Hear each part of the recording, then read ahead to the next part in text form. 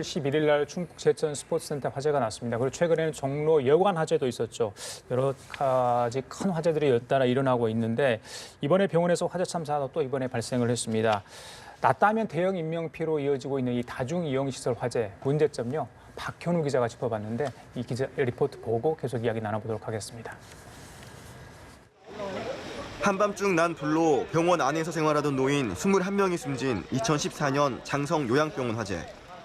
당시에도 다중이용시설, 특히 병원에서 불이 나면 큰 인명피해로 번질 수 있는 만큼 예방과 대응에 대한 대책을 촉구하는 목소리가 이어졌습니다.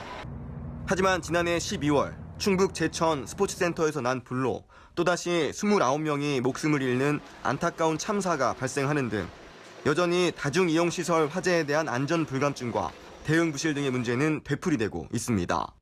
이런 가운데 여러 사람들이 묵는 숙박업소에서 주치객이 낸 불로 6명이 숨지는 종로 요관 화재에 이어 이번 병원 응급실에서 화재가 발생해 40명이 넘는 환자들이 목숨을 잃는 안타까운 참사까지 다중이용시설에서 불이 날 때마다 당국은 부랴부랴 일제 시설 점검에 나서는 등 각종 뒷북 대책을 쏟아내고 불법 주차 등 국민의 안전 불감증에 대한 비판도 뒤따르지만 일선 현장에선 여전히 소 잃고도 외양간 고치지 않는 인재가 되풀이되고 있다는 지적입니다.